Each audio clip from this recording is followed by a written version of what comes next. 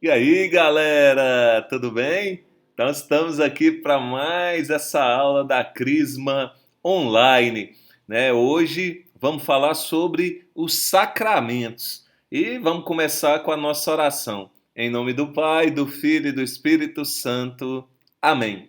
Vinde, Espírito Santo, enchei os corações dos vossos fiéis e acendei neles o fogo do vosso amor. Enviai o vosso Espírito e tudo será criado, e renovareis a face da terra. Oremos, ó Deus, que instruíste os corações dos vossos fiéis com a luz do Espírito Santo, fazei que apreciemos retamente todas as coisas, segundo o mesmo Espírito, e gozemos sempre da sua consolação, por Cristo Senhor nosso. Amém. Ave Maria, cheia de graça, o Senhor é convosco. Bendita sois vós entre as mulheres, bendito é o fruto do vosso ventre, Jesus. Santa Maria, Mãe de Deus, rogai por nós, pecadores, agora e na hora de nossa morte. Amém. Glória ao Pai, ao Filho e ao Espírito Santo, como era no princípio, agora e sempre. Amém. Espírito Santo, iluminai-nos, guiai-nos e aumentai a nossa fé. Em nome do Pai, e do Filho, e do Espírito Santo. Amém. Então, vamos lá falar sobre os sacramentos, que são sinais eficazes da graça que Jesus instituiu e confiou à igreja, né? Por onde, né, pelo meio do qual a vida divina é dispensada a nós, a graça de Deus, a vida eterna. Então, olha só, para a gente falar de sacramento, vamos entender que quando Jesus morreu, ele conquistou para a gente todas as graças necessárias para a nossa salvação. Jesus não fez 99%, ele fez 100% do que precisava ser feito. Jesus conquistou para a gente todas as graças, né? Mas para a gente alcançar essas graças, a gente precisa tomar posse delas. Ou seja, a gente precisa usar essas graças. Olha, para a gente entender isso bem, é como se eu te desse uma camiseta de presente. Você, né, ganha uma camiseta, você pode deixar sua camiseta guardada no armário para o resto da vida e nunca usar. Você pode usar algumas poucas vezes, né? Uma vez por mês, uma vez a cada 3 meses.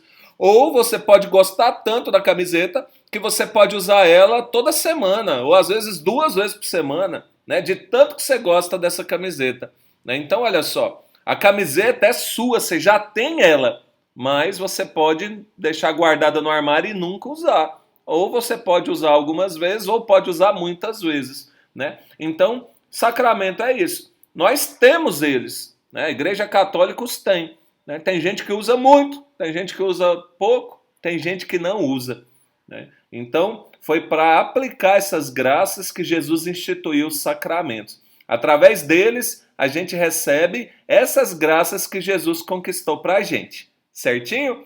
Então, qual que é a definição exata de sacramento? Sinal sensível e eficaz da graça, instituído por Jesus Cristo para nos santificar. Então, olha só, no conceito está falando qual que é a finalidade dos sacramentos, ou seja, a nossa santificação. É o meio da gente se tornar santo. Então, as pessoas que buscam os sacramentos com frequência, elas então estão buscando a santidade, né? É importante a gente pensar dessa forma, né? Quem busca os sacramentos com frequência está buscando a santidade. É a forma mais concreta de buscar a santidade.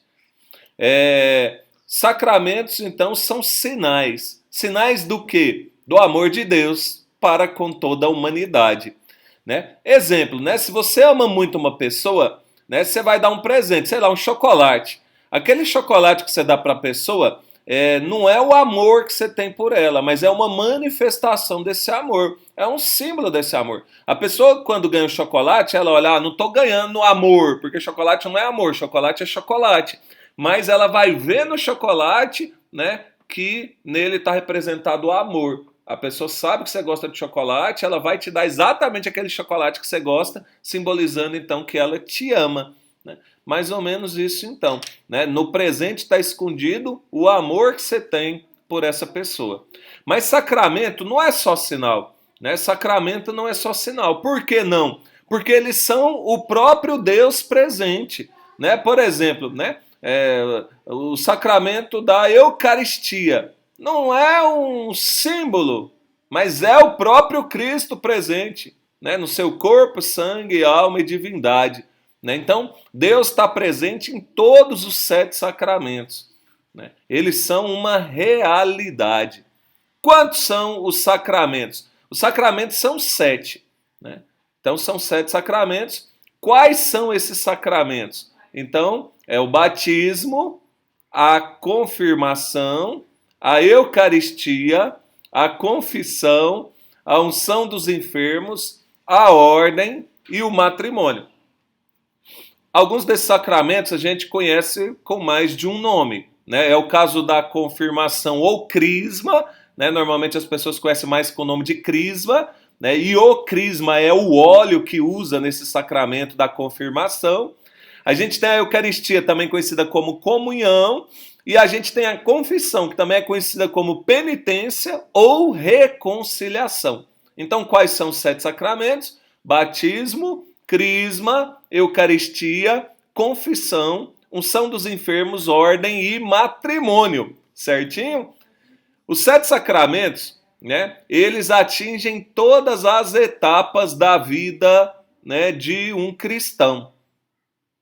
É igual assim, ó. Quando você nasce, você aprende a andar, aprende a falar, né? Depois vai para a escola, aprende a ler e escrever, depois aprende na escola ainda mais ciências, né? E a vida é toda uma evolução. Depois vem faculdade, trabalho, família, né? A vida humana normalmente gira em torno disso. Então, o sacramento ele atinge todas as etapas da vida cristã, né? Então, desde o nascimento, né? Então é batizado, vai atingindo todas as etapas da vida cristã. A gente vai ver isso com calma. Então, os sacramentos eles são divididos em 3 grupos, né? Os sacramentos da iniciação cristã, os sacramentos da cura e os sacramentos do serviço. Então, quais são os 3 sacramentos da iniciação cristã? Batismo, crisma e Eucaristia. Esses 3 iniciam a vida de um cristão católico, né? Então, o batismo, a crisma e a Eucaristia, né? Quando se completa, quando se recebe esses 3 sacramentos, então dizemos que a pessoa é iniciada na fé cristã. O batismo pode ser recebido bebezinho, né? Os pais e padrinhos assumem a responsabilidade. A Eucaristia pode ser recebido criança, né? A pessoa tem uma catequese específica para isso, de criança. E a crisma já é o sacramento da maturidade cristã, ou seja, espiritualmente a pessoa já nos seus 15 anos é considerada madura espiritualmente para poder decidir sobre sua fé. Então, fecha o ciclo da iniciação. Tem a catequese que prepara para isso, que é essa catequese que a gente tem toda semana, né? Então, são os 3 sacramentos da iniciação cristã. Quando uma pessoa, inclusive, recebe de uma vez, né? Primeiro tem que ser o batismo, é claro, mas no dia que recebe a crisma, a pessoa recebe a crisma e a Eucaristia. A crisma é primeiro, a Eucaristia depois. Mas quando a pessoa recebe criancinha, ela recebe a Eucaristia primeiro e a crisma depois. Os sacramentos de cura são a confissão e a unção dos enfermos, né? A cura maior desses sacramentos é a cura espiritual, mas eles também podem trazer a cura física, nós vamos ver sobre isso. E os sacramentos de serviço, que é a ordem e o matrimônio, são sacramentos que nos colocam a serviço de Deus e do outro, né? Vamos ver isso com calma também. Aí, a gente tem 3 sacramentos que só pode receber uma vez na vida. Quais são eles? O batismo, a crisma e a ordem. Batismo, crisma e ordem só se recebe uma vez na vida. Os outros 4 sacramentos, que é a Eucaristia, a confissão, unção dos enfermos e o matrimônio, pode receber mais de uma vez. Aí alguém assusta e fala, matrimônio pode receber mais de uma vez? Claro, é até que a morte os separe. Então as pessoas viúvas, elas podem receber sim o matrimônio novamente, na igreja, bonitinho, tá certo? Sacramentos imprimem caráter. Todos eles imprimem caráter, né? Mas esses 4 de uma forma especial: o batismo, a crisma, a ordem e o matrimônio. Eles imprimem um caráter. E nós vamos estudar os sacramentos individualmente, nós vamos ver qual é o caráter de cada um desses sacramentos, tá certo? Então, sacramentos são gestos de Deus na nossa vida. Eles são sinais sagrados, porque exprimem uma realidade sagrada, espiritual. Eles são sinais eficazes, né, porque além de simbolizarem um certo efeito, eles produzem esse efeito de forma real. Eles são sinais da graça, porque transmitem dons diversos da graça divina. Eles são sinais da fé, né, porque não somente eles supõem a fé em quem recebe, mas porque eles vão nutrir, tornar robusto e exprimir a fé de quem recebe. E eles são sinais da igreja, porque eles foram confiados à igreja. Eles são celebrados na igreja e em nome da igreja. Então exprimem a vida da igreja, edificam a igreja e tornam-se uma profissão de fé na igreja, né? Por isso também que a gente já começa a ver que todos os sacramentos devem ser recebidos na igreja, né? Então, normalmente, né, os sacramentos são recebidos na igreja. Claro que às vezes vai ter uma exceção, né? A gente vai ver, por exemplo, a unção dos enfermos, né? A pessoa às vezes está no hospital, né? Então tem alguma exceção. Mas normalmente os sacramentos foram feitos para ser recebidos na igreja. Então aqui só mostrando então todas as etapas, né, para mostrar que os sacramentos atingem todas as etapas da nossa vida espiritual, né? No batismo a gente nasce para a fé, a crisma a gente cresce como cristão, a Eucaristia é o alimento espiritual da nossa fé e também a vida em comunidade, a confissão quando a gente erra e se arrepende, né? A unção dos enfermos quando a doença nos atinge, a ordem quando alguém quer dedicar sua vida integralmente ao serviço a Deus, né? E o matrimônio quando um homem e uma mulher se amam, né, e querem se casar, constituindo então uma família. Os efeitos do sacramento são a graça santificante, a graça sacramental e o caráter, né? Então, todo sacramento nos traz esses 3 efeitos, né? A graça santificante, né, nós nos tornamos mais santos através dos sacramentos, a própria graça sacramental, que o próprio sacramento nos traz essa graça, né? E o caráter que ele nos imprime, tá certo? E todo sacramento ele é composto de matéria, forma e ministro, né? Matéria é uma realidade, uma ação sensível, né? Exemplo mais comum aí para entender, a água natural usada no batismo, né? Ou, por exemplo, os atos do penitente na confissão, é a matéria. A forma são as palavras, o rito, né? A forma, né? As palavras que se pronunciam. E o ministro é a pessoa que administra o sacramento, né? Então, cada sacramento tem aí os seus ministros que podem administrar. Agora, nós vamos aprender um pouquinho de cada sacramento. Então, começando do batismo. O batismo é o sacramento que Jesus instituiu para nos regenerar pela graça, para nos fazer cristãos, filhos de Deus e da igreja, né? Esse é o conceito básico de batismo. O batismo ele vai produzir na gente, né, 6 efeitos. Ele vai infundir a graça santificante, junto com as virtudes teologais, que é a fé, esperança e caridade, e os dons do Espírito Santo, né, os 7 dons do Espírito Santo, que a gente vai estudar sobre eles também. O batismo apaga o pecado original e também os pecados atuais, se houver. Uma criança não tem pecado atual, um bebezinho, né? Um adulto tem, né? Então, se houver, vai perdoar também, apagar essa mancha.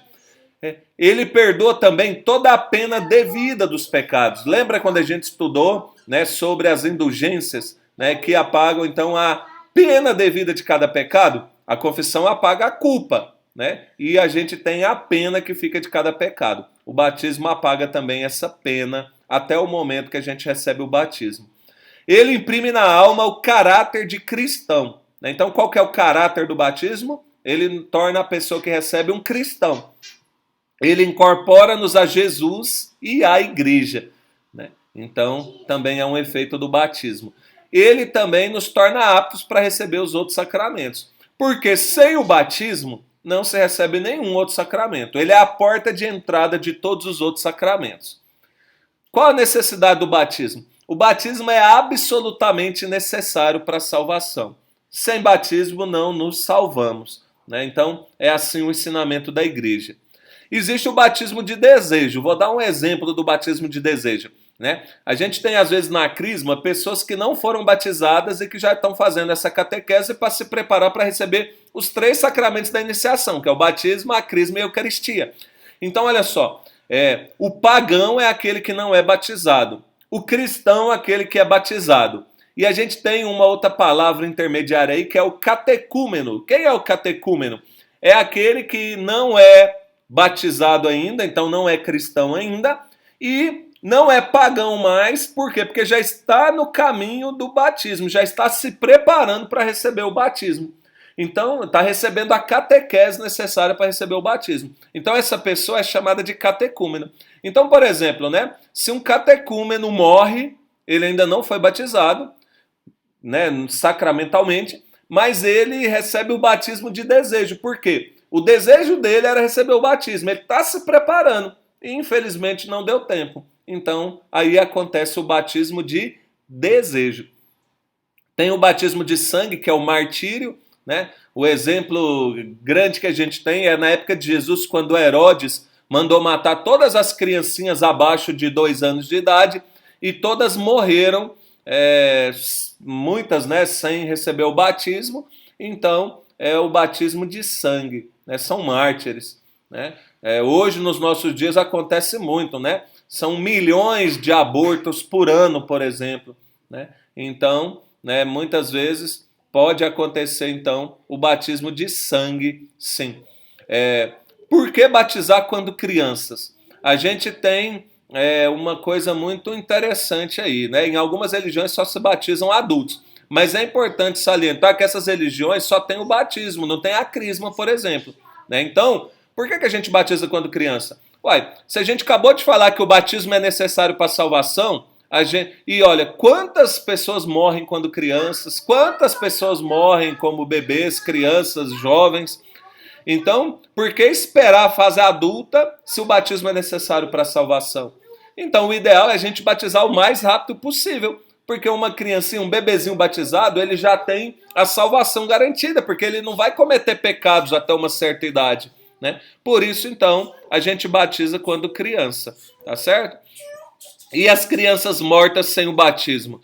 Não tem como a gente falar, né? Antigamente tinha uma crença da igreja, né? Sobre um limbo, né? Mas hoje não se fala mais sobre isso, não se crê mais dessa forma. O batismo é necessário. Então, uma criança, né, inocente, sem culpa, morta sem o batismo, a gente confia a misericórdia de Deus, né? Mas nós sabemos que o batismo é necessário para a salvação. Quem pode administrar o batismo? De forma ordinária, o pároco da paróquia que a gente frequenta, né? Ou, né, com a autorização do pároco, né, com a permissão dele, pode ser qualquer outro sacerdote, qualquer outro padre, ou até mesmo diácono, tá? O batismo pode ser celebrado pelo diácono. E de forma extraordinária, qualquer pessoa. Por exemplo, uma pessoa que está perigando morrer, uma criança acabou de nascer, está perigando morrer, então você pode ir lá com a intenção da igreja, né, dizer as palavras: eu te batizo fulano em nome do Pai, do Filho e do Espírito Santo, amém, né? Se possível, derramar um pouquinho de água na testa, na cabeça da criança, e aí esse batismo é válido se a criança morrer. Então ele se torna um batismo válido. De forma extraordinária, qualquer um pode batizar. Qual o modo de administrar o batismo? Então, né, se derrama água natural sobre a cabeça da pessoa, dizendo, com a intenção de batizar: eu te batizo em nome do Pai, e do Filho, e do Espírito Santo. Tem que ter a intenção que a igreja tem ao administrar esse sacramento, tá certo? É interessante, né, que o rito do batismo vai além disso, né? Tem também o óleo, a gente é ungido com óleo, né, na fronte, né? Então o rito é bem maior, né? Mas o modo básico assim, do batismo é esse aí que a gente viu. Aí, tem os padrinhos, né? Quem são os padrinhos? Então, né, o Código de Direito Canônico, no cânon 872, fala assim: ao batizando, enquanto possível, seja dado um padrinho, a quem cabe acompanhar o batizando na iniciação cristã e, junto com os pais, apresentar ao batismo o batizando criança.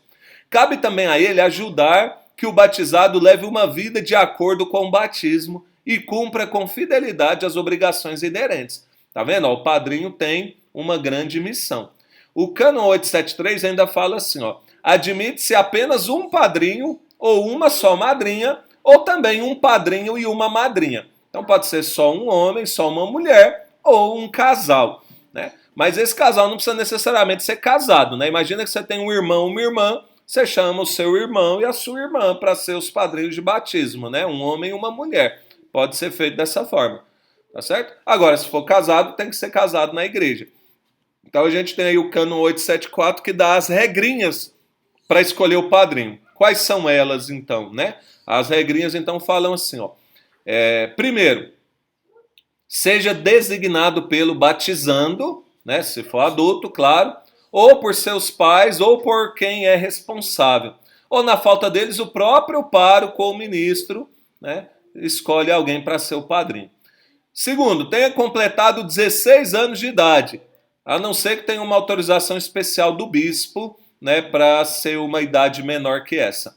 Terceiro, seja católico, confirmado, ou seja, tem que ser crismado, já tenha recebido o sacramento da Eucaristia e leve uma vida de acordo com a fé e o encargo que vai assumir, né? Então, tem que ser católico. Por que tem que ser católico? Porque vai conduzir espiritualmente, está sendo batizado onde? Na igreja católica. Então tem que ser um católico que vai poder guiar espiritualmente na fé católica. Não faz sentido nenhum ser uma pessoa de outra religião que não conhece nada do catolicismo, né? Porque então está batizando na igreja católica, né? Então, batizar na igreja católica, o padrinho tem que ser um católico para poder guiar espiritualmente na fé católica. Quarto, não tenha sido atingido por nenhuma pena canônica legitimamente rogada ou declarada, né? Então, pessoas que têm determinadas penas canônicas, né? Por exemplo, sei lá, uma pessoa que contrai matrimônio, separa do seu marido ou da sua esposa e depois se casa pela segunda vez. Então, seria uma pena, né? Então, aí não poderia, tá certo?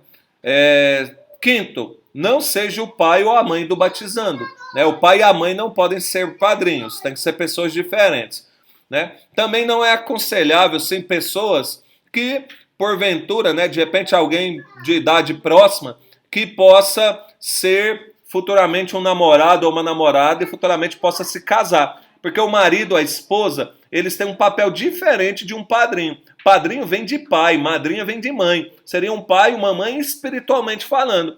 E uma pessoa que você é casado, normalmente não tem esse papel de ser pai e mãe espiritual, porque é marido, é esposa, é outro papel, tá certo?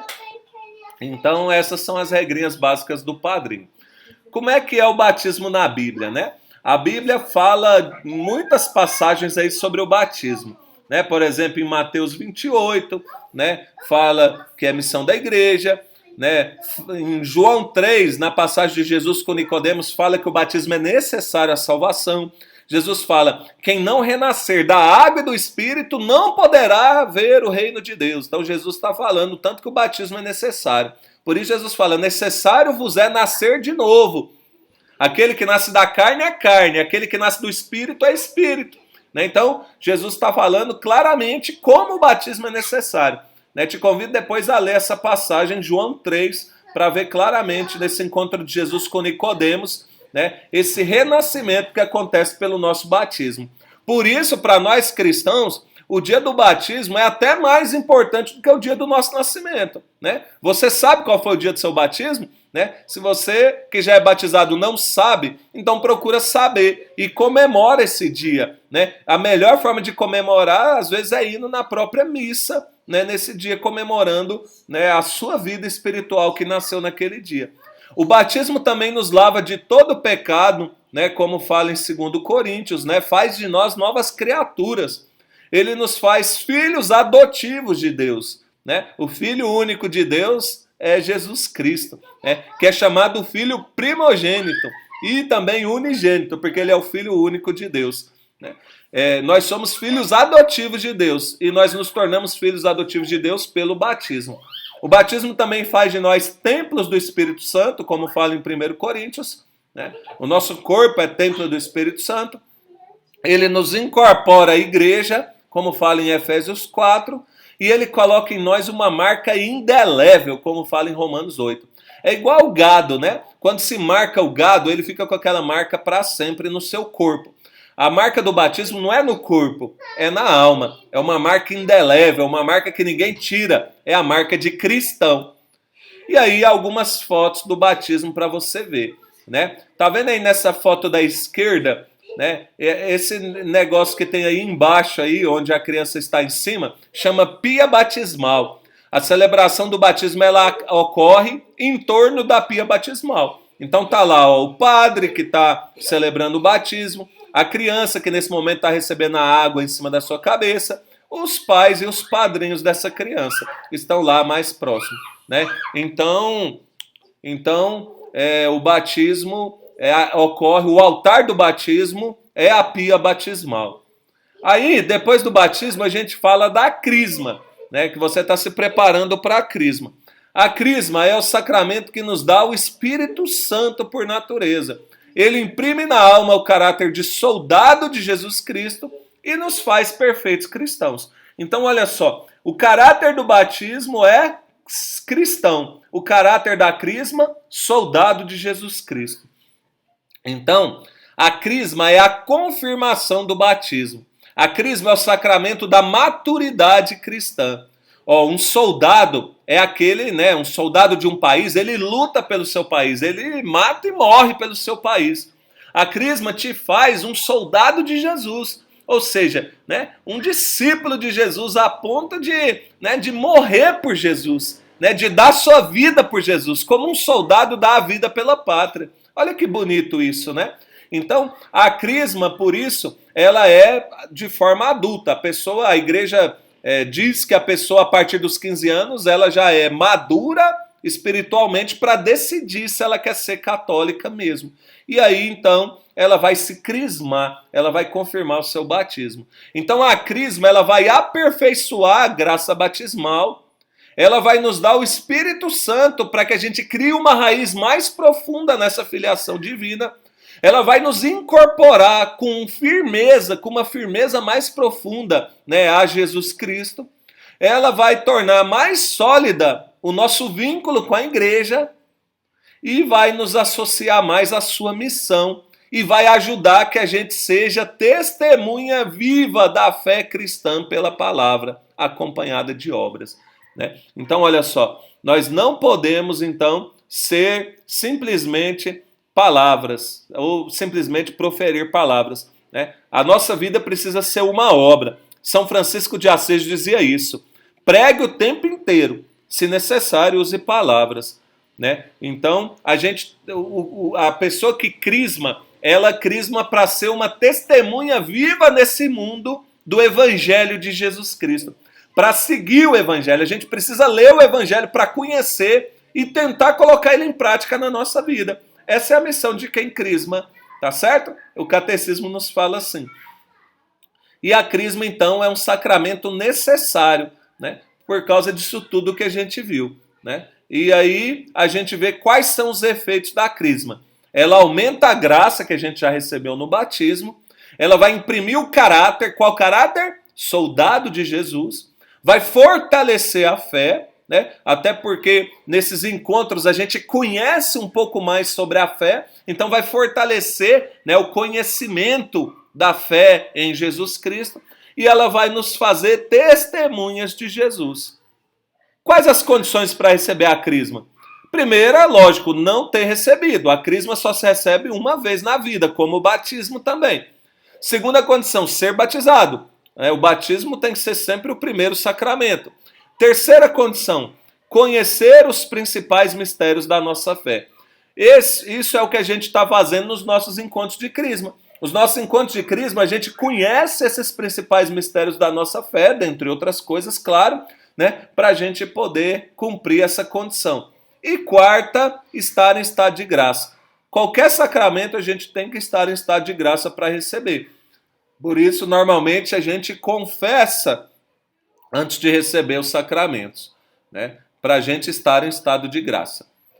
Quem é o ministro da crisma? Então, de forma ordinária, somente o bispo. E de forma extraordinária, pode ser qualquer padre designado pelo bispo. Então, até pouco tempo atrás, né, até ano passado, a gente só tinha o Dom João Wilke como bispo de Anápolis. Né? Hoje nós temos o Dom Dilmo como bispo auxiliar do Dom João Wilke. Então, o que isso significa? Né? Agora está mais fácil. Porque, olha só, o Dom João Wilke, ele enfrentou alguns problemas de saúde, como qualquer ser humano enfrenta, né? Então, alguns dias ele esteve hospitalizado, teve dia que ele passou mal, pressão subiu. Então, olha só, teve dia que ele não pôde celebrar a crisma. E como não tinha um bispo auxiliar, então aí ia um padre, e nesse caso é válido, né? Porque o padre está substituindo o bispo, então ele ali está como um bispo, como um substituto do bispo, né, de forma extraordinária, e aí é totalmente válido. Agora, com Dom Dilma, eu acredito que isso vai acontecer com menos frequência, porque quando o Dom João não puder ir, vai o Dom Dilma. Então, a gente tem um bispo auxiliar para ajudar também nas celebrações da crisma. E como que funciona o rito da crisma? Normalmente são 5 etapas dentro da missa em que a gente recebe a crisma. A primeira etapa é a apresentação do crismando, mostrando a sua importância. Então você vai ser apresentado, né, confiando no catequista, que vai julgar quem é digno de receber a crisma.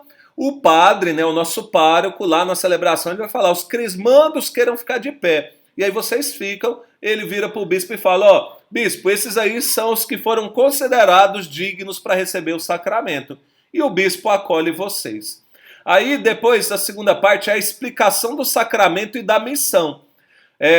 Você aprende aqui nas nossas aulas de catequese um pouquinho, né, dessa importância de tudo. Mas olha só, ninguém melhor que o próprio bispo para falar dessa importância.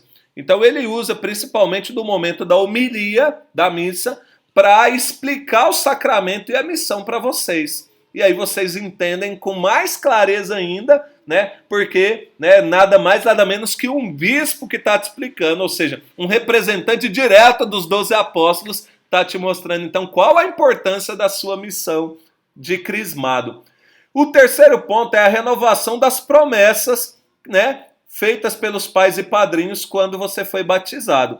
Né? Então, a maioria das pessoas é batizada bebê, então, nesse momento, você renova suas promessas. Renova de 2 formas. Primeiro, renunciando ao demônio. A gente responde um renuncio bem forte, renunciando às obras do demônio. E o segundo ponto, crendo. Então, né, o bispo pergunta: vocês creem em Deus Pai? A gente creio em Jesus, creio no Espírito Santo na igreja, creio. Né? Então a gente professa a nossa fé de forma pública para todo mundo ouvir. E, né, o quarto ponto é a invocação do Espírito Santo através da imposição das mãos. As mãos do bispo são de fato as mãos de um apóstolo. Então, a igreja tem, né, o momento em que o bispo impõe suas mãos sobre você e faz a oração invocando o Espírito Santo e invocando os 7 dons do Espírito Santo sobre você. Né? É muito bonito esse momento, você vai ver. E depois do 5º momento, quando você recebe a unção com o óleo do crisma. Né? Então o bispo vai chegar na sua testa, vai fazer um sinal da cruz com o óleo do crisma. O óleo é masculino, né? O crisma. Ele vai fazer a unção na sua testa com o óleo do crisma, falando, né? Você vai ter um crachá, ele fala o seu nome, fulano. Recebe por esse sinal o Espírito Santo, o dom de Deus. E você responde amém, né? Olha que graça. E aí depois ele estende a mão para você e fala: a paz esteja contigo. E você responde: e contigo também. Né? Olha que bonito, né? E o padrinho vai estar com a mão no seu ombro lá, acompanhando isso o tempo todo. Né? Então isso é o rito da crisma. Né? Ele acontece com essas 5 etapas. E depois, no final, né, o bispo vai dar a bênção a todos os crismandos que se tornaram crismados a partir desse momento, então. É muito bonito, então, tudo isso. né? Vamos ver a crisma na Bíblia, né? Eu vou até abrir a minha Bíblia aqui. Convido você, se tiver com a sua aí por perto, a abrir também. Nós vamos abrir no livro dos Atos dos Apóstolos, capítulo 8. Então, estou abrindo aqui. Atos dos Apóstolos, capítulo 8, versículos 14 a 17. Olha que passagem bonita. Presta atenção para ver o sentido dela. Você não vai confirmar exatamente tudo que a gente acabou de falar, que é a crisma. Olha só. Atos dos Apóstolos, capítulo 8, versículo 14. Os apóstolos que se achavam em Jerusalém, tendo ouvido que a Samaria recebera a palavra de Deus, enviaram-lhe Pedro e João. Pedro e João do grupo dos 12 apóstolos. Estes, assim que chegaram, fizeram oração pelos novos fiéis, a fim de receberem o Espírito Santo, visto que não havia descido ainda sobre nenhum deles, mas tinham sido somente batizados em nome do Senhor Jesus. Então os 2 apóstolos lhes impuseram as mãos e receberam o Espírito Santo. Olha só se não é tudo o que a gente falou, né? Os apóstolos, ou seja, os bispos, impuseram as mãos, fizeram a oração e eles receberam o Espírito Santo. E olha, a passagem fala, visto que eles tinham sido somente batizados. Ou seja, o batismo não é suficiente, precisa de um algo a mais. Esse algo a mais é a crisma. Quando se confirma a fé do batismo, quando se renova as promessas batismais, quando se torna um soldado de Jesus para evangelizar, né, para falar de Jesus para todo mundo, sem medo, sem vergonha nenhuma, né? Olha que bonito, então. Isso é a crisma. Nós somos ungidos, então, para o testemunho de Cristo. Algumas fotos aí da crisma, né? Você vê nessa foto aí da esquerda aí que o bispo tá ungindo a testa aí da moça com o óleo do crisma que ele está segurando na sua mão esquerda. Então ele com o dedão faz o sinal da cruz na testa dela, falando aquelas palavras igual a gente viu, né? A Bíblia é símbolo da crisma, porque uma pessoa que crisma, ela cria um amor pela palavra de Deus, ela vai ler, prestar atenção mais na palavra de Deus, rezar com a palavra de Deus, ela vai ler principalmente o Evangelho, onde vai ver o que Jesus quer da gente nesse mundo. Quem lê o Evangelho descobre o que Jesus quer da gente nesse mundo, descobre um sentido para a vida e tenta colocar esse sentido em prática. Outro símbolo da crisma, como você vê nas fotos aí, é, né, a pomba do Espírito Santo, porque o Espírito Santo desce, como nessa figura da esquerda aí de baixo, que a pomba está descendo sobre o pessoal, como desceu em Pentecostes. A crisma é o Pentecostes que acontece na nossa vida. É a vinda do Espírito Santo, como veio nos apóstolos, como fala lá em Atos capítulo 2, que o Espírito Santo desceu sobre os apóstolos em Pentecostes. A crisma é o Pentecostes que acontece na nossa vida. Uma vez na vida, como foi uma vez na vida deles, que o Espírito Santo desceu, né, na forma de línguas de fogo. Né? Então o dia da sua crisma é especial. Né? Lembro até no ano passado na crisma lá, algumas pessoas chorando no momento da crisma e me emocionou muito. Porque essas pessoas entenderam o que é a crisma. Elas viveram de fato a crisma. Elas não foram lá só para pegar um diploma para pregar na parede, sou crismado. Elas não foram lá só para tirar umas fotinhas para mostrar que foi crismado. Elas foram lá para receber o Espírito Santo, os 7 dons do Espírito Santo, através das mãos do bispo, né? Da imposição das mãos. Então é muito bonito quando a pessoa entende o sentido e o significado do sacramento. Espero que você entenda também. Depois vem o sacramento da Eucaristia. A Eucaristia, né, ela foi instituída pelo próprio Jesus. A gente tem nos evangelhos, né, a passagem da instituição, e a gente tem também São Paulo, que na carta aos Coríntios também narra a instituição, que a gente vai ler daqui a pouco também. A Eucaristia, ela tem 2 sentidos para a gente.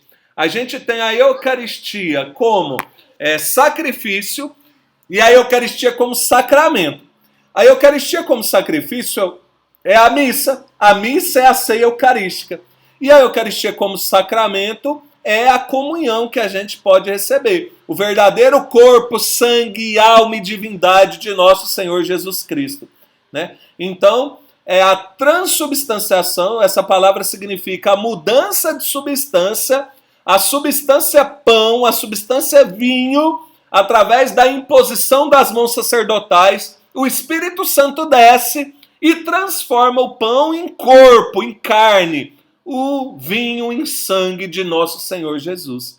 Alimento para a nossa alma, tá certo? Então, olha só, a gente vê que na maioria das vezes tem várias orações eucarísticas diferentes, mas na mais comum, né, o padre está rezando com as mãos para cima, de repente ele coloca as palmas da mão para baixo na oração eucarística e fala: mandai vosso Espírito Santo para santificar essas oferendas. Então, olha só, Deus manda o Espírito Santo vem, Deus vem e transforma pão e vinho em corpo e sangue do próprio Jesus. Verdadeiro corpo, sangue, alma e divindade de Jesus. Por isso, cada farelinho, cada pedacinho da hóstia santa é Jesus plenamente.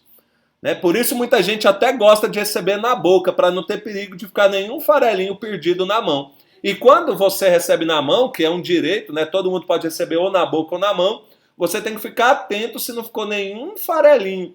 Porque é Jesus em cada farelinho, a gente não pode jogar Jesus fora, não. Né? Então a gente tem que pegar o farelinho e comungá-lo também, porque é Jesus 100%. Os ministros, inclusive, da Eucaristia, normalmente, depois que eles distribuem a comunhão, eles vão num lugar onde tem uma água, né, e um paninho, onde eles fazem a sua purificação, onde eles lavam suas mãos, para não ficar nas suas mãos nenhuma partícula de Jesus eucarístico. Tá certo? Então, a Eucaristia. Quais são os fins da Santa Missa? Tem 4 fins que a gente oferece à missa: adorar a Deus, dar graças a Deus, pedir as graças que a gente necessita e também dar satisfação pelos nossos pecados.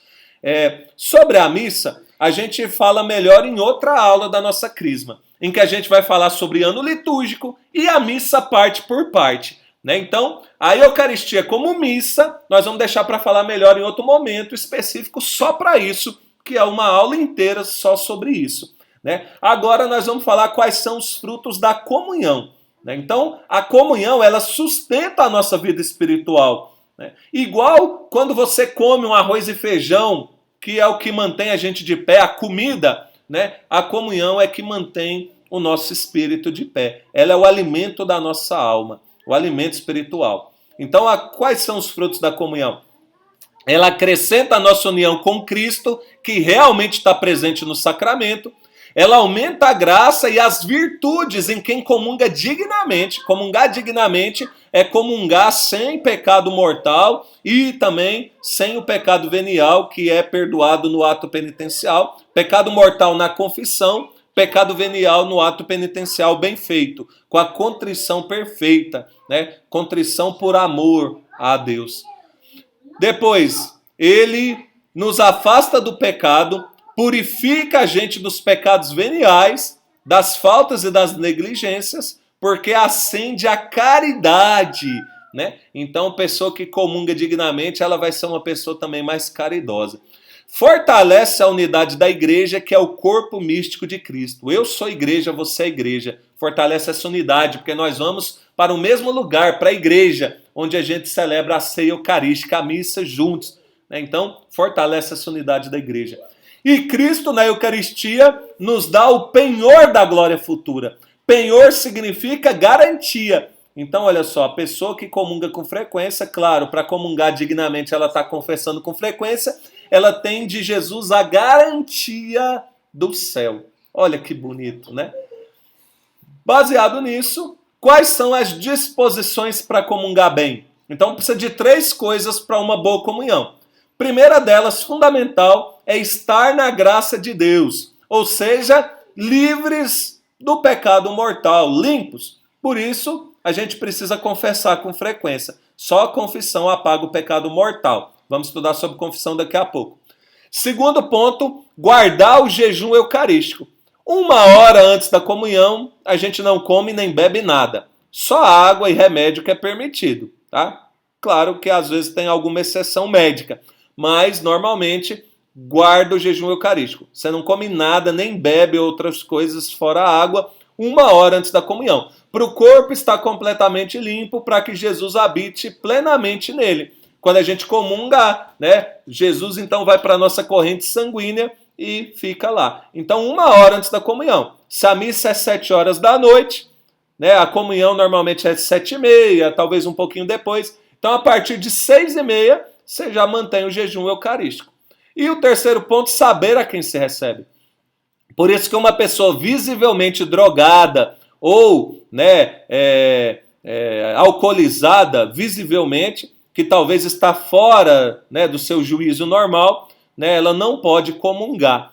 E também, às vezes, uma pessoa que tem alguma doença em estágio avançado, como, por exemplo, o mal de Alzheimer, né, que faz a pessoa perder a memória. Então, às vezes, ela deixa, no estágio mais avançado, ela deixa de saber que é Jesus ali. Uma criança novinha que também não vai saber quem ela recebe, por isso que a primeira comunhão tem uma idade mínima, normalmente de 9 anos, tá certo? Então, tem que saber a quem se recebe para poder comungar também. Vamos ver a Eucaristia na Bíblia, né? A gente vai ver aqui, né? A gente tem as passagens de Mateus e de Marcos que eu coloco aí no slide, né? A gente não vai ler elas, eu vou deixar para você ler depois com calma, né? Mateus, inclusive, foi um dos 12 apóstolos que escreveu o Evangelho. Marcos, ele escreve o Evangelho baseado na pregação de São Pedro, que foi o primeiro Papa. E eu vou ler com vocês 1 Coríntios, capítulo 11, versículo 23 para frente. 1 Coríntios, capítulo 11, versículos 23 para frente. Quando São Paulo narra o mesmo fato. 1 Coríntios 11, 23. Ó, São Paulo não foi dos 12 apóstolos. São Paulo era um judeu perseguidor de cristão. Depois ele se converteu e virou um evangelizador, um dos maiores evangelizadores da história, né? Então, esse é Paulo. Olha o que Paulo escreve. 1 Coríntios 11, 23. Eu recebi do Senhor o que vos transmiti, que o Senhor Jesus, na noite em que foi traído, tomou o pão e depois de ter dado graças, partiu e disse: isto é o meu corpo que é entregue por vós. Fazei isto em memória de mim. Do mesmo modo, depois de haver ceado, tomou também o cálice, dizendo: este cálice é a nova aliança no meu sangue. Todas as vezes que o beberdes, fazei-o em memória de mim. Assim, todas as vezes que comeis deste pão e bebeis deste cálice, lembrais a morte do Senhor até que venha. Portanto, todo aquele que comer o pão ou beber o cálice do Senhor indignamente, será culpável do corpo e do sangue do Senhor. Que cada um se examine a si mesmo, e assim coma deste pão e beba deste cálice. Aquele que o come e o bebe, sem distinguir o corpo do Senhor, come e bebe a sua própria condenação. Né? Olha o que São Paulo fala, então, na carta aos Coríntios. Né? Então, é para a gente ver, né, como São Paulo recebeu o ensinamento e continuou passando para frente, porque a celebração da missa já era tradição entre os apóstolos. Agora eu quero ler com você o que fala São João, no seu capítulo 6. João, capítulo 6. Vamos ver o que ele fala? Você pode abrir aí, se você quiser, sua Bíblia. João, capítulo 6, versículos 28 para frente. Né? Quando os judeus perguntaram a Jesus: que faremos para praticar as obras de Deus? Respondeu-lhe Jesus: a obra de Deus é esta, que creiais naquele que ele enviou. Perguntaram eles: que milagres fazes tu para que o vejamos e creiamos em ti? Qual é a tua obra? Nossos pais comeram o maná no deserto, segundo o que está escrito: deu-lhes a comer o pão vindo do céu.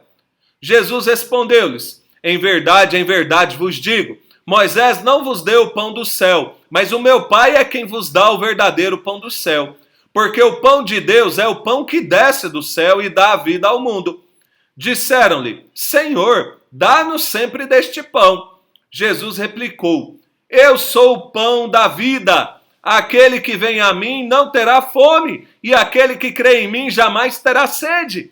Mas já vos disse, vós me vedes e não credes. Todo aquele que o Pai me dá virá a mim, e o que vem a mim não lançarei fora. Pois desci do céu não para fazer a minha vontade, mas a vontade daquele que me enviou. Ora, esta é a vontade daquele que me enviou, que eu não deixe perecer nenhum daqueles que me deu, mas que os ressuscite no último dia. Esta é a vontade de meu Pai, que todo aquele que vê o Filho e nele crê tenha a vida eterna, e eu ressuscitarei no último dia. Murmuraram então dele os judeus, porque dissera: Eu sou o pão que desci do céu. E perguntavam: Porventura não é ele, Jesus, o filho de José, cujo pai e mãe conhecemos? Como, pois, ele diz: Desci do céu? Respondeu-lhe Jesus: Não murmureis entre vós. Ninguém pode vir a mim se o Pai que me enviou não o atrair, e eu hei de ressuscitá-lo no último dia. Está escrito nos profetas: todos serão ensinados por Deus. Assim, todo aquele que ouviu o Pai e foi por ele instruído, vem a mim. Não que alguém tenha visto o Pai, pois só aquele que vem de Deus, esse é que viu o Pai. Em verdade vos digo, quem crê em mim tem a vida eterna. Eu sou o pão da vida. Vossos pais no deserto comeram o maná e morreram. Este é o pão que desceu do céu, para que não morra todo aquele que dele comer. Eu sou o pão vivo que desci do céu.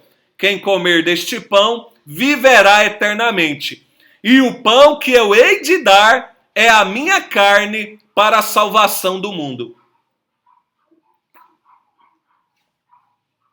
Olha o que Jesus fala, hein? O pão que eu hei de dar é a minha carne para a salvação do mundo.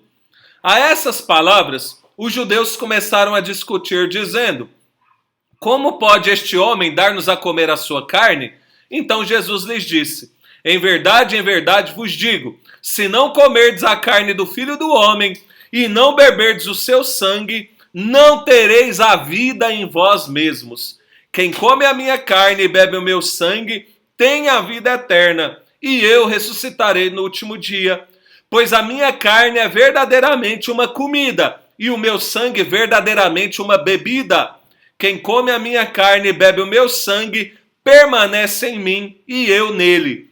Assim como o Pai que me enviou vive, e eu vivo pelo Pai, assim também aquele que comer a minha carne viverá por mim. Este é o pão que desceu do céu, não como o maná que vossos pais comeram e morreram. Quem come deste pão viverá eternamente. Tal foi o ensinamento de Jesus na sinagoga de Cafarnaum. Muitos dos seus discípulos, ouvindo, disseram: Isto é muito duro, quem o pode admitir? Sabendo Jesus que os discípulos murmuravam por isso, perguntou-lhes: Isto vos escandaliza? Que será quando virdes subir o Filho do Homem para onde ele estava antes? O Espírito é que vivifica, a carne de nada serve. As palavras que vos tenho dito são espírito e vida, mas há alguns entre vós que não creem. Pois desde o princípio Jesus sabia quais eram os que não criam e quem o havia de trair. Ele prosseguiu: Por isso vos disse, ninguém pode vir a mim se por meu Pai não lhe for concedido. Desde então, muitos dos seus discípulos se retiraram e já não andavam com ele. Então Jesus perguntou aos 12: Quereis vós também retirar-vos? Respondeu-lhe Simão Pedro: Senhor, a quem iríamos nós? Tu tens as palavras da vida eterna, e nós cremos e sabemos que tu és o Santo de Deus. Então, olha só, vou parar aqui. Depois, quem quiser ler a passagem completa, né? Essa passagem, então, Jesus fala claramente, né? Quem não comer da minha carne e não beber o meu sangue, não terá a vida, né? Então, Jesus fala claramente sobre a Eucaristia. A gente tem, então, o cálice, né? Onde tem o sangue de Cristo, e a hóstia consagrada, que é o corpo de nosso Senhor Jesus Cristo. Nessa foto aí de baixo, você vê aí um objeto que se chama ostensório. O ostensório é quando se coloca Jesus para adoração eucarística, tá certo? Então no ostensório a gente adora Jesus eucarístico. Quando a gente entra na igreja e Jesus está no sacrário, a gente faz uma genuflexão. Lembra que eu já ensinei? A gente ajoelha, encosta o nosso joelho direito no chão em sinal de adoração, adorando Jesus presente ali. Quando a gente vai na igreja e Jesus está exposto no ostensório, normalmente a gente encosta os dois joelhos no chão e ainda faz uma inclinação, né, adorando Jesus que está exposto diante de nós. Né? Quando Jesus está exposto no ostensório, a gente deve, inclusive, permanecer o máximo de tempo que a gente aguentar de joelhos. E mesmo que a gente fique sentado, tem que ser numa posição ereta, respeitosa, né, com Jesus que está exposto diante de nós. Tá certo? Quando Jesus está exposto, e eu falo isso porque, né, muitos de vocês já participam da igreja, de encontros da igreja. Então, olha só, em encontros da igreja, quando Jesus está exposto, a nossa atenção tem que ser total a Jesus. Eu não posso, ali na capela, largar Jesus exposto para ir dar atenção para uma outra pessoa. Você entende? Né? Com Jesus no sacrário, eu até posso, né, junto de Jesus, fazer uma oração ali por uma pessoa, mas com Jesus exposto, a minha adoração, a minha atenção total tem que ser para Jesus. Né? Isso é muito importante, né? Então, aprende bastante isso. Né? Jesus exposto é para a nossa adoração e para a nossa atenção total a Jesus. Beleza? Vamos agora para o próximo sacramento, que é a confissão. Confissão é o sacramento que Jesus instituiu para perdoar os pecados que a gente cometeu depois do batismo. Foi instituído pelo próprio Jesus e é ele mesmo que absolve, tá? O padre ali, ele está na pessoa de Cristo, então é o próprio Jesus que atua ali. Quais são os 5 passos para a gente fazer uma boa confissão?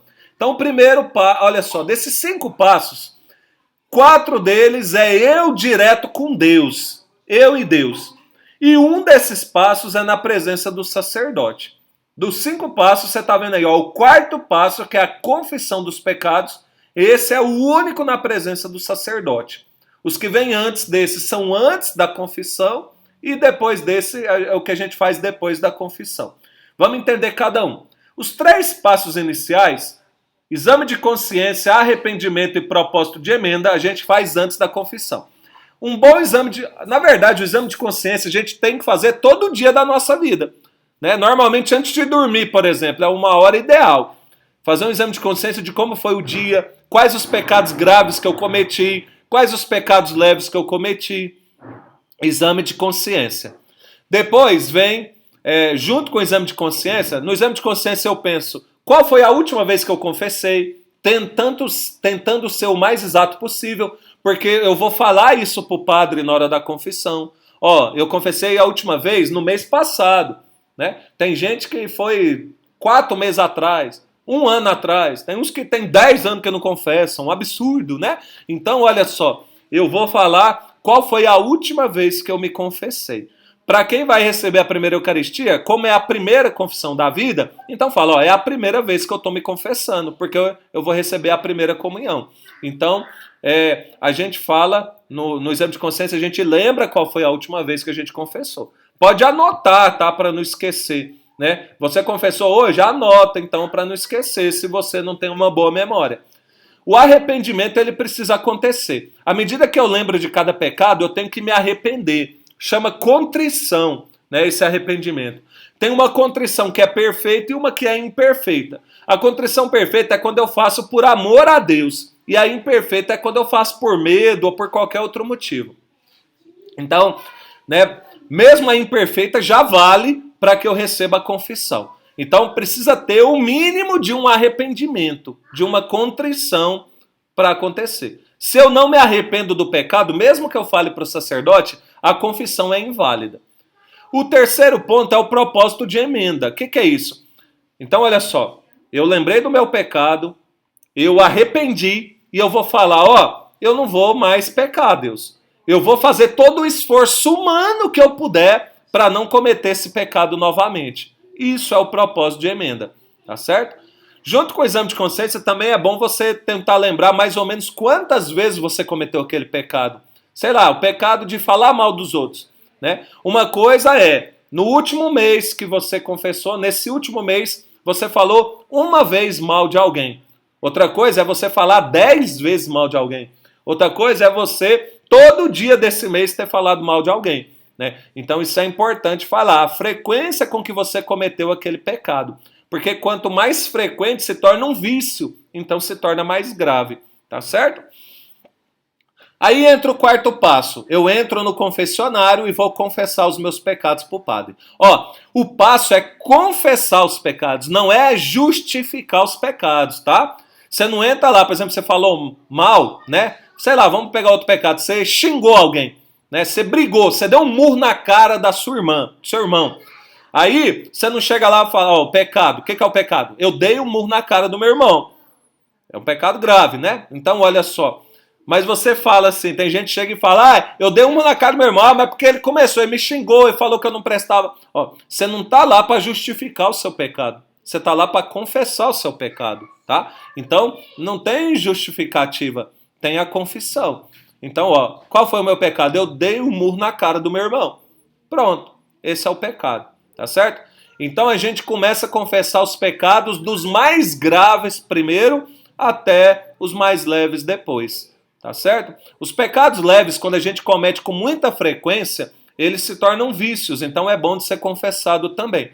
Mas é um pecado leve que você cometeu uma vezinha, você se arrepende na própria missa, no ato penitencial, e lá eles são perdoados. Tá certo? Agora os pecados mortais, os graves aqui. E para saber quais são os pecados mortais, lembra da nossa aula dos 10 mandamentos. Né? Então precisa ter a matéria grave, que é os 10 mandamentos, ser feito com consentimento e deliberadamente, tá certo? Então esses são os pecados graves. Então para isso a gente tem que conhecer. Por isso você vai ter o seu catecismo e você vai olhar, quando fala o assunto dos mandamentos, fala um por um. Você vai lá no primeiro mandamento, ver todos os pecados contrários ao primeiro mandamento. Segundo mandamento, terceiro, né? E assim por diante. Para isso ajuda no exame de consciência. Você pode começar o exame de consciência na sua casa. Pega o catecismo, olha, né? Primeiro mandamento fala lá, nossa, acreditar em horóscopo é pecado grave contra o meu mandamento. Nossa, eu fiz isso. Então, já vai pensando as coisas que você fez que são contrárias a cada mandamento, que são graves. Depois, quando você chega na igreja, enquanto está na fila da confissão, você continua seu exame de consciência lembrando de tudo aquilo que você, então, pensou em casa, tá certo? E o último passo, opa, passei errado aqui. O último passo, depois que sai do confessionário, é a satisfação. É cumprir a penitência que o padre dá. A penitência pode ser na forma de oração, de jejum ou de esmola, que é ato de caridade, tá? O padre pode falar, dou cesta básica para alguém, né? Pode convidar você a fazer algum jejum. Mas normalmente, a maioria das vezes, é na forma de oração, essa penitência. Então ele manda você fazer uma oração, rezar. Então a confissão só se completa quando você acaba de rezar, tá certo? A penitência, a satisfação pelos seus pecados. Então às vezes reza 10 Ave Maria. Então você já pode sair, já ir lá e rezar as 10 Ave Marias bem rezadas. Às vezes você está com pressa, porque você acabou de confessar, está na hora de entrar no seu trabalho, né? Então você pode ir trabalhar, depois à noite, na sua casa mesmo, você vai lá e cumpre a penitência, tá certo? Mas tem que cumprir a penitência. A confissão só é completa quando a gente segue todos esses passos. Vamos ver agora o que fala o catecismo para a gente fazer uma boa confissão. Então, começando no parágrafo 1450 do catecismo, olha só. A penitência impele o pecador a suportar tudo de boa vontade. Em seu coração está o arrependimento, em sua boca a acusação, em suas obras plena humildade e proveitosa satisfação. Né? Então, olha só, a gente às vezes tem vergonha de contar os pecados para o padre, mas a gente não tem vergonha de pecar. A gente tem que passar a mudar a nossa vergonha, viu? Passar a ter vergonha de pecar, porque se eu tiver vergonha e não pecar, eu não preciso contar o pecado para o padre, porque não vai ter esse pecado. Né? Então, a gente tem que ter muito mais vergonha de ir para o inferno do que de contar o pecado, porque contar o pecado é libertação, nos liberta desse pecado, nos dá garantia. Tem gente que fala, eu confesso direto para Deus. Se eu confesso direto para Deus, eu não escuto a resposta de Deus. Deus, eu bati na cara do meu irmão. Aí, você escutou a resposta? Eu não. Agora, quando você confessa lá para o padre, bati na cara do meu irmão. É vergonhoso mesmo bater na cara do irmão, né? Dá vergonha. Mas olha só, Deus é misericordioso e o padre ali na misericórdia no final vai te dar absolvição. Ele vai falar assim: eu te absolvo em nome do Pai, do Filho e do Espírito Santo. Amém. Ele está na pessoa de Cristo. O próprio Jesus falou para você que te perdoou. Olha só como é interessante. O catecismo ainda fala assim: entre os atos do penitente, a contrição vem em primeiro lugar. Consiste numa dor da alma e detestação do pecado cometido, com a resolução de não mais pecar no futuro. É o que a gente acabou de falar, ó. O exame de consciência junto com o arrependimento e o propósito de emenda. É exatamente isso que o catecismo está falando, né? Então a gente tem que detestar o pecado, não querer cometer ele novamente. E fala assim: quando brota do amor de Deus, amado acima de tudo, a contrição é perfeita. Esta contrição perdoa as faltas veniais, leves, e obtém também o perdão dos pecados mortais, se incluir a firme resolução de recorrer, quando possível, à confissão sacramental. Olha que bonito que é a contrição perfeita. A contrição chamada imperfeita, ela também é chamada de atrição, ela também é um dom de Deus, o impulso do Espírito Santo. Nasce, né, da consideração do peso do pecado e do temor da condenação eterna e de outras penas que ameaçam o pecador. Contrição por temor, por medo. Esse abalo da consciência pode ser o início de uma evolução interior que pode ser concluída sob a ação da graça, pela absolvição sacramental. Por si mesma, porém, a contrição imperfeita não obtém o perdão dos pecados graves, mas predispõe a obtê-lo no sacramento da penitência. Convém preparar a recepção desse sacramento fazendo um exame de consciência à luz da palavra de Deus. Olha o que o catecismo indica, né? Os textos mais adaptados a esse fim devem ser procurados na catequese moral dos evangelhos e das cartas apostólicas, o Sermão da Montanha e os ensinamentos apostólicos. Sermão da Montanha, no Evangelho de Mateus, ele está no capítulo 5, 6 e 7.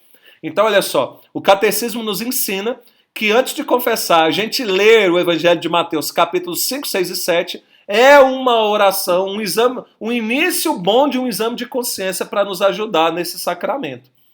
Depois o catecismo ainda fala assim: a confissão dos pecados, a acusação, mesmo do ponto de vista simplesmente humano, nos liberta e facilita a nossa reconciliação com os outros.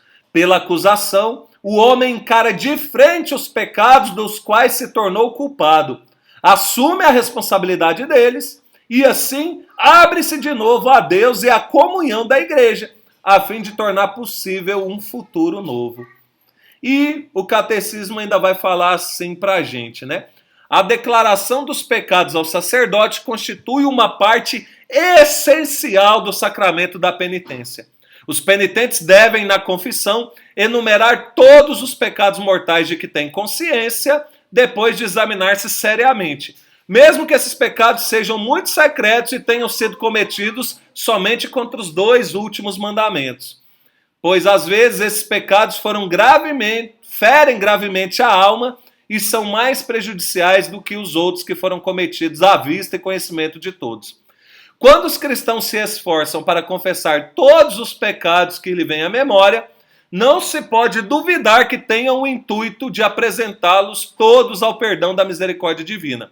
Os que agem de outra forma, tentando ocultar conscientemente alguns pecados, não colocam diante da bondade divina nada que ela possa perdoar por intermédio dos sacerdotes.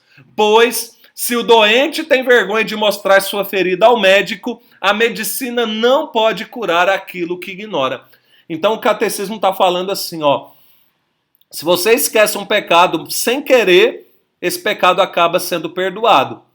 Se você agora oculta um pecado, você tem vergonha de um pecado, fala 5 pecados, e um deles você oculta de propósito, então nenhum pecado foi perdoado. É isso que o catecismo acabou de falar, tá certo? Então muito cuidado com isso. Depois o catecismo ainda fala pra gente assim: conforme o mandamento da igreja, todo fiel, depois de ter chegado à idade da discrição, é obrigado a confessar seus pecados graves, dos quais tem consciência, pelo menos uma vez por ano.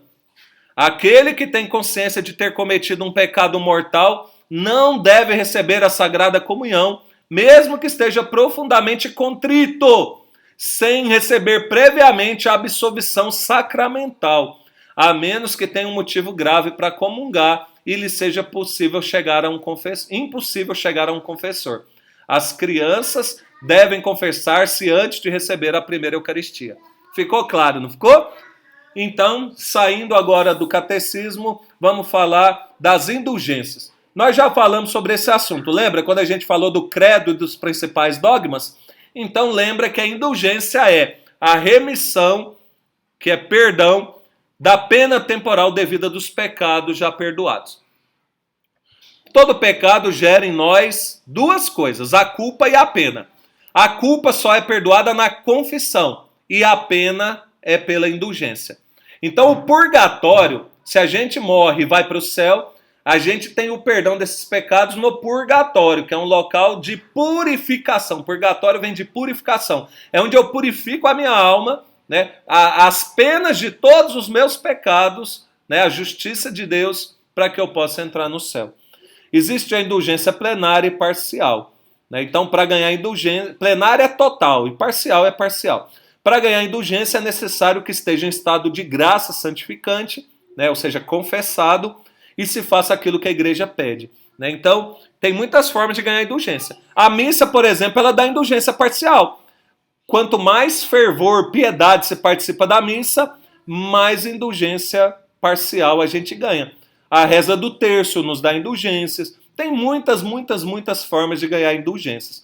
Né? Então, a gente deve buscar sempre, né, ser penitente, né, porque com essas indulgências a gente já ganha, a gente já paga por pecados nossos que a gente só pagaria no purgatório depois da nossa morte. E vamos falar da confissão na Bíblia. Para falar da confissão na Bíblia, eu quero ler 2 passagens com vocês. Marcos 2 e João 20. Marcos 2, primeiramente, é a passagem da cura do paralítico. Estou abrindo aqui na minha Bíblia. Presta atenção nessa passagem que ela vai ser fundamental para a gente entender. Olha como fala Marcos 2. Trouxeram a Jesus um paralítico carregado por 4 homens. Como não pudessem apresentar-lhe por causa da multidão, descobriram o teto por cima do lugar onde Jesus se achava e por meio de uma abertura desceram o leito em que jazia o paralítico. Jesus, vendo-lhes a fé, disse ao paralítico: Filho, perdoados te são os pecados. Ora, estavam ali sentados alguns escribas que diziam uns aos outros: como pode esse homem falar assim? Ele blasfema. Quem pode perdoar pecados senão Deus? Mas Jesus, penetrando logo com seu espírito nos seus íntimos pensamentos, disse-lhes: por que pensais isto nos vossos corações? O que é mais fácil dizer ao paralítico: os pecados te são perdoados? Ou dizer: levanta-te, toma teu leito e anda? Ora, para que conheçais o poder concedido ao Filho do Homem sobre a terra, disse ao paralítico: eu te ordeno, levanta-te, toma teu leito e vai embora. No mesmo instante ele levantou e, tomando o leito, foi-se embora à vista de todos. A multidão inteira encheu-se de profunda admiração e puseram-se a louvar a Deus, dizendo: nunca vimos coisa semelhante. Olha só, você vê que o que mais impressiona eles é a cura do paralítico. Mas Jesus está mostrando que muito mais impressionante que a cura do paralítico é o perdão dos pecados. Lá no versículo 10, Jesus fala: para que conheçais o poder concedido ao Filho do Homem na terra.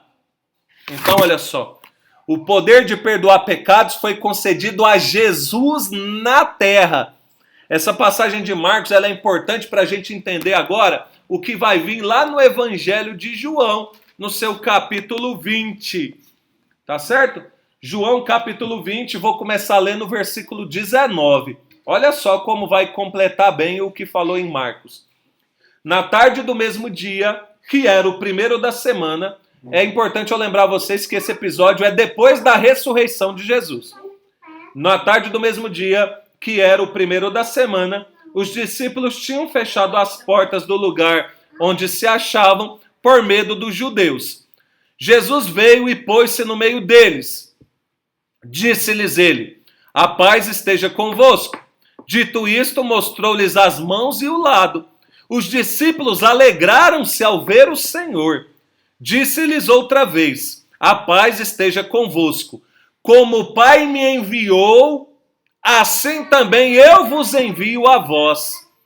Depois dessas palavras, soprou sobre eles, dizendo-lhes: recebei o Espírito Santo. Aqueles a quem perdoardes os pecados, ser-lhes-ão perdoados. Aqueles a quem os retiverdes, ser-lhes-ão retidos. Olha o que diz essa palavra para a gente. Jesus fala: como o Pai me enviou, eu também vos envio. Lembra lá de Marcos? O Filho do Homem tem na terra poder de perdoar pecados. Como o Pai me enviou, agora eu envio a vós. E aí Jesus ainda fala assim: recebei o Espírito Santo.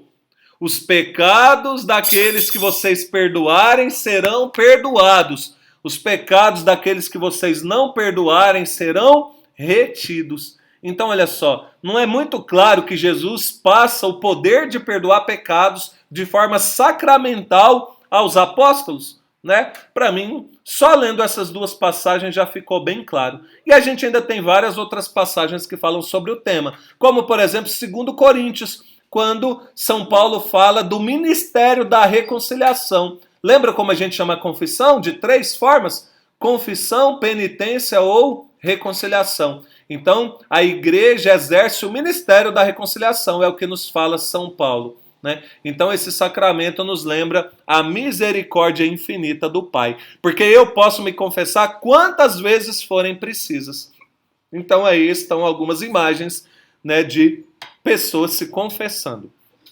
Elas estão de joelhos, mas eu também posso me confessar sentado. Na maioria das vezes acho que acontece assim, né? Em alguns lugares de joelhos.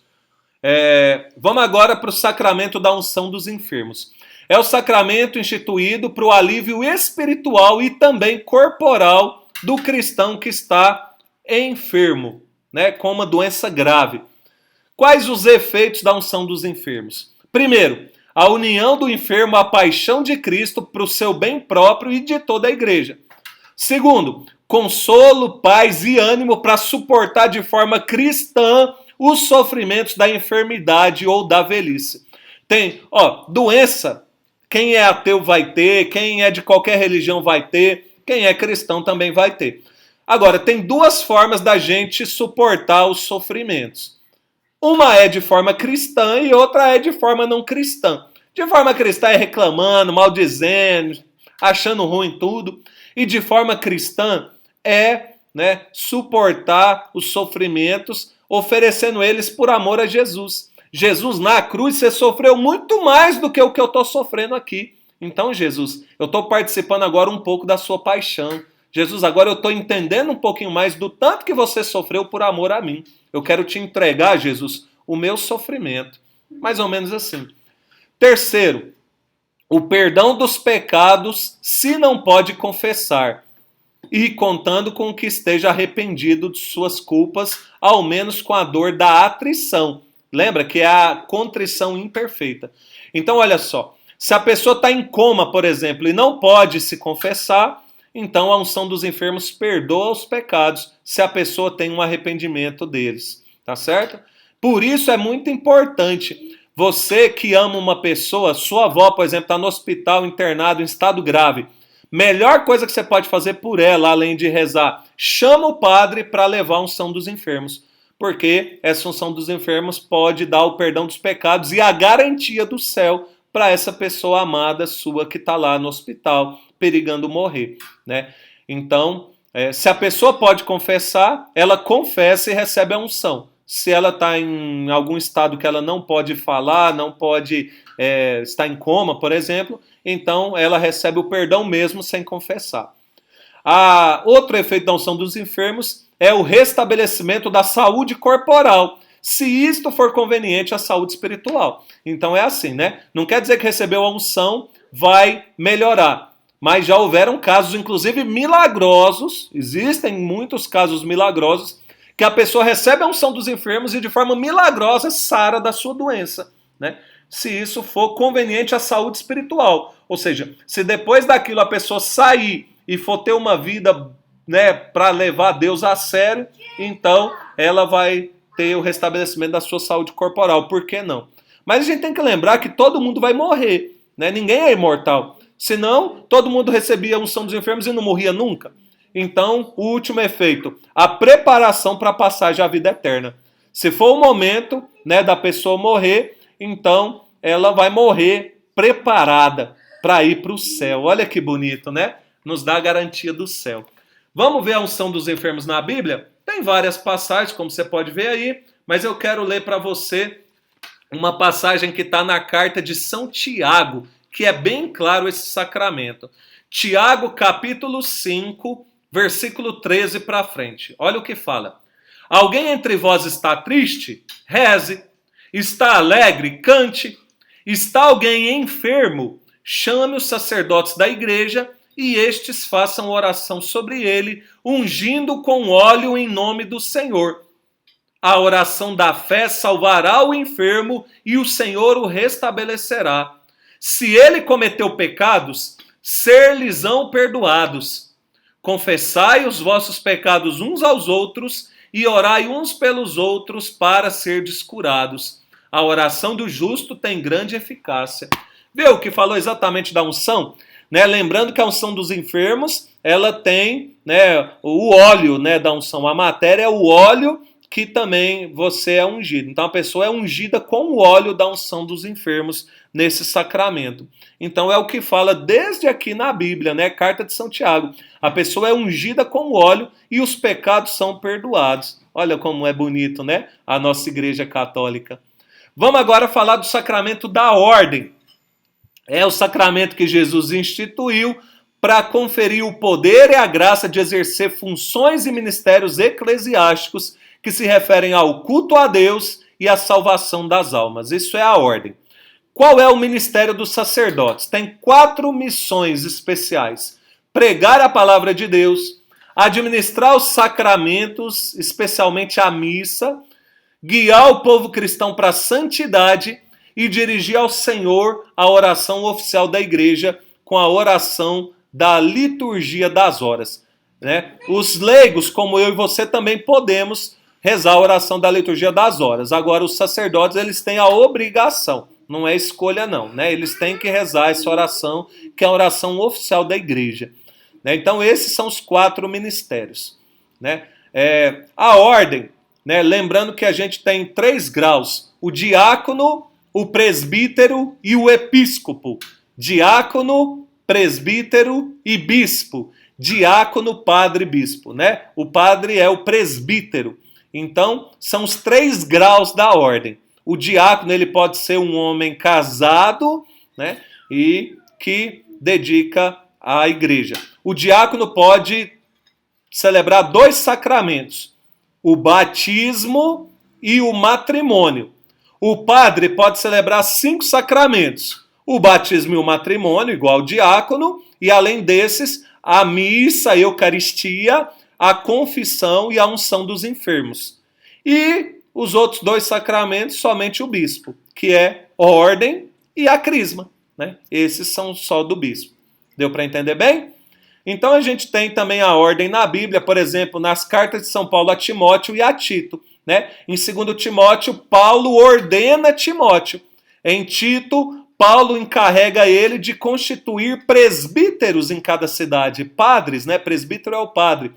Né? Na última ceia, Jesus instituiu o sacerdócio cristão.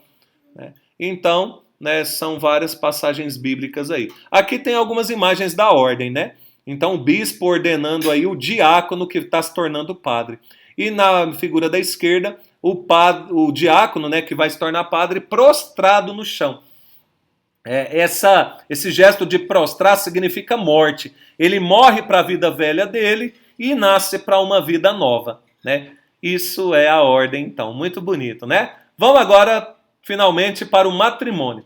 Matrimônio é o sacramento que Jesus instituiu para estabelecer uma santa e indissolúvel união entre homem e mulher e dar-lhes a graça de se amarem mutuamente e educarem de forma cristã seus filhos, né, formarem a sua família.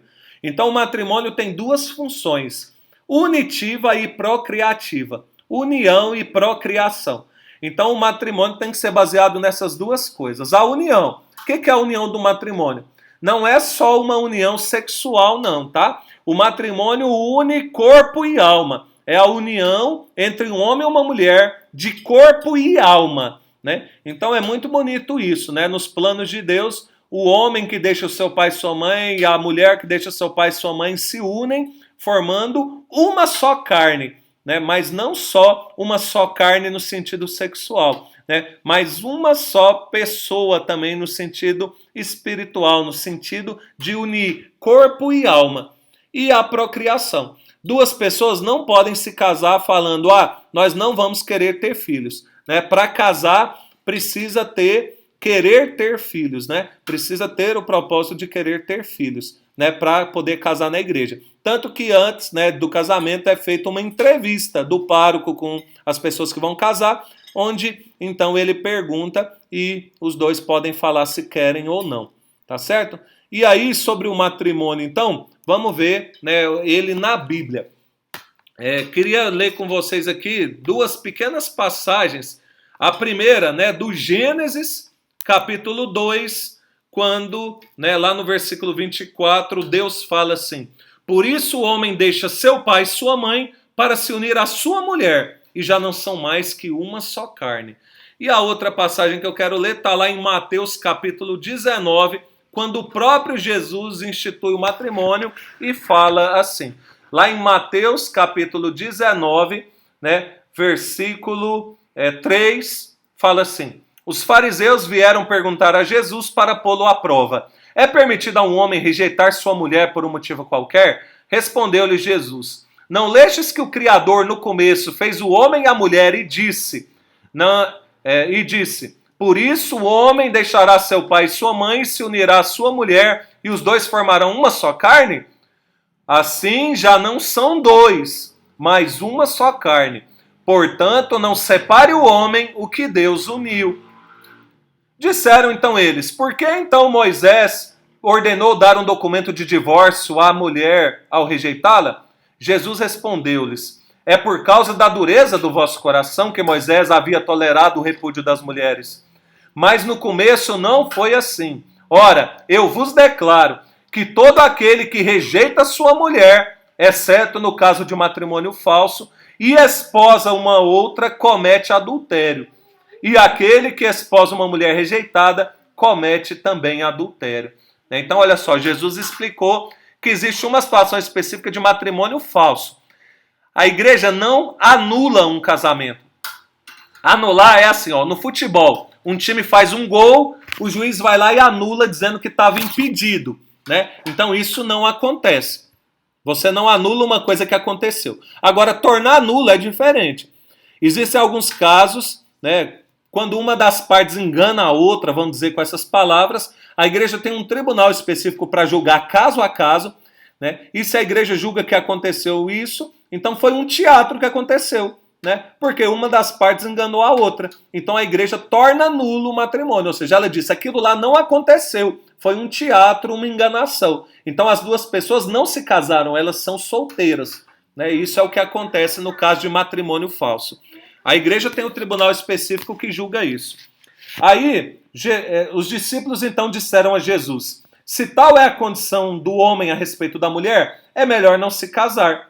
E aí Jesus então fala que nem todos são capazes de compreender isso, mas, né, que somente aqueles a quem foi dado, né? Porque tem pessoas que se fazem assim, e aí Jesus fala então do celibato, ele fala dos eunucos, né, de pessoas que mantêm o celibato. Então Jesus fala que tem eunucos, né, que se fizeram assim, eunucos, por amor ao reino dos céus. Quem puder compreender, compreenda. É por isso que, né, os nossos padres então vivem o celibato matrimonial, o celibato, né? O celibato. Então, tem eunucos que se fazem assim, né, por amor ao reino dos céus, né? Casar não é pecado, todo mundo pode casar, é um sacramento, né? Mas Jesus então fala que tem gente que compreende, né, o sentido então, né, de, por exemplo, ser um padre celibatário, não constituir sua família para se dedicar integralmente ao reino dos céus, né? Então, por isso também o sexo ele é feito para o matrimônio. Você compreendeu na passagem que Jesus fala aqui em Mateus 19, ó? Por isso, lá no versículo 5, por isso o homem deixará seu pai e sua mãe, se unirá à sua mulher, e os dois formarão uma só carne. Olha a ordem que Jesus fala, né? Primeiro o homem deixa seu pai e sua mãe, se une à sua mulher, matrimônio, e depois eles formarão uma só carne, né? Então, o sexo é criação de Deus, é lindo, é bonito, mas ele é feito para o matrimônio e não é feito, né, para ser feito fora do matrimônio, né? O sexo é importante que ele seja deixado somente para o matrimônio, para que durante o tempo do namoro se viva o namoro verdadeiro, porque senão o namoro acaba que ele fica girando só em torno de sexo e ele perde o sentido, que é conhecer a alma, quer ver se aquela pessoa é uma verdadeira companheira, não só na cama, mas de forma geral, tá certo? Então, por isso, o namoro é uma fase muito importante e o sexo não foi feito para o namoro, ele foi feito para o matrimônio. Amém? Agora, para ter aí algumas fotos do matrimônio, né? As alianças, então, elas são, né, o símbolo maior do matrimônio. E uma outra coisa interessante, não é o padre que celebra o matrimônio, são os noivos. Viu? Quem celebra o matrimônio? O noivo e a noiva. O padre é a testemunha da igreja e quem dá a bênção em nome da igreja. Por isso que na hora do rito do matrimônio mesmo, é no microfone o homem e a mulher que falam. Eu te recebo, fulana, por minha esposa, prometo, tá. Então, olha só, eles que celebram o matrimônio, né? O matrimônio não precisa ser coisa chique não, tá? O matrimônio na igreja. Pode ser simples. Você pode casar num sábado, 11 horas da manhã, de calça jeans, sem enfeite nenhum. Apenas com o padre, vocês e um casal de testemunhas, ou 2 casais de testemunhas. Basta isso, tá? Não gasta dinheiro nenhum para casar na igreja.